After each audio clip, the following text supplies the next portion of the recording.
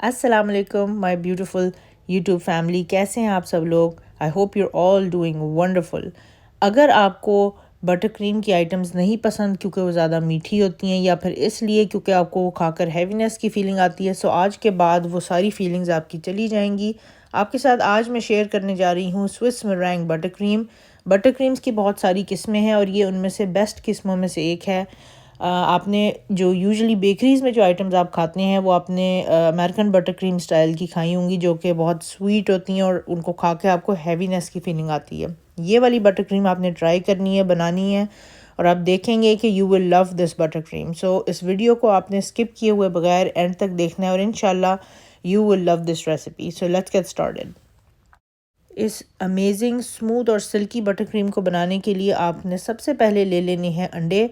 उसके लिए आपको सिर्फ चाहिए सफ़ेदी। सो 4 अंडों की सफ़ेदी आपने ले लेनी है। उसके साथ साथ ही आपने पाउडर शुगर ले लेनी है। अगर आपके पास रेगुलर शुगर है घर की तो उसको पीस भी सकते हैं आप।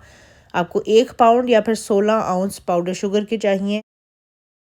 इस रेसिपी में आपको चाहिए अनसॉल्टेड मक्खन। सॉल्टेड वाला नहीं यूज़ करना आपने क्योंकि नमक हम अलग से ऐड करेंगे। सो अनसॉल्टेड बटर भी आपको 1 पाउंड चाहिए या फिर 16 आउंस। साथ ही आपने 1 टीस्पून से थोड़ा कम नमक ले लेना है, 1/3 टीस्पून, और उसके साथ साथ ही 1 से 2 टीस्पून वनीला, या फिर अगर आप कोई और केक बना रहे हैं तो आप डिफरेंट एक्सट्रैक्ट भी इसके अंदर डाल सकते हैं। थोड़ा सा एग वाइट्स को वार्म या फिर कुक करने के लिए हमने पहले तो डबल बॉयलर बनाना है। उसके लिए आप एक पॉट ले लें, चूल्हा ऑन कर लें और उसके अंदर थोड़ा सा पानी डाल लें। जब पानी को सिमर आ जाए तो आपने जिस बोल में एग वाइट्स हैं वो बोल आपने इस पॉट के ऊपर डाल लेना है। बस एक बात का ख्याल रखें कि गर्म पानी आपके बॉल को डायरेक्टली टच नहीं करना चाहिए, वरना वो बॉल बहुत ज़्यादा गर्म होगा और आपके अंडे इसमें कुक होने शुरू हो जाएंगे। सो कीप योर वाटर लो। पानी आपका लो होना चाहिए थोड़ा, और ऊपर जब आप इसके ऊपर बॉल डालें तो आपने अंडों की सफ़ेदी को मिक्स करना है और साथ ही उसके अंदर आपने अपनी पाउडर शुगर भी डालनी है। दोनों चीज़ों को मिक्स करते रहें, अच्छी तरह से अपना विस्क हिलाते रहें, और 5 मिनट के लिए हमने इसको अच्छी तरह से कुक करना है चूल्हे पे। इस पूरे प्रोसेस में ध्यान रहे कि आपकी हीट हाई पे नहीं होनी चाहिए किसी भी मौके पे। इसको मीडियम से लो हीट पर ही होना चाहिए क्योंकि हमारा मकसद अंडों को पकाना नहीं है, इसको लाइटली वार्म करना है। तो अगर आप कोई बटर क्रीम एवर ट्राई करना चाहते हैं, so I would suggest this is the one. Always try Swiss meringue butter cream. ये स्टेबल भी बहुत है, गर्म मौसम में भी ये बिल्कुल अच्छी रहती है। अगर आप बड़ा वेडिंग केक बना रहे हैं तो उसके लिए भी आइडियल है, स्टैकिंग और फिलिंग के लिए। Stable cream is always what you need if you're making huge cakes. So this is the right style of buttercream to go with. 5 minute जब पूरे हो जाएं तो आपने उस टाइम अपने मिक्सचर को चूल्हे से उतार कर रख लेना है, और उसके बाद आपने इसी बॉल के अंदर अगर आपके पास स्टैंड मिक्सर है तो वो तो बेस्ट है, वो अगर आप यूज़ कर सकते हैं तो use that in this recipe, क्योंकि उसकी वजह से इस रेसिपी में बहुत सारी एयर आएगी, लाइट और फ्लफ़ी बटर क्रीम बनेगी। बट अगर आपके पास नहीं है तो नो प्रॉब्लम।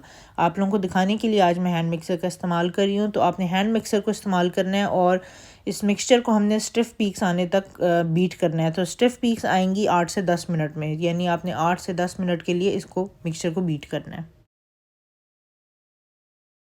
स्टिफ पीक्स जब आपकी आ जाए मिक्सचर में तो उसके बाद अब टाइम है इसमें सॉल्ट डालने का, और साथ ही आपने डाल लेना है अपना फ्लेवरिंग।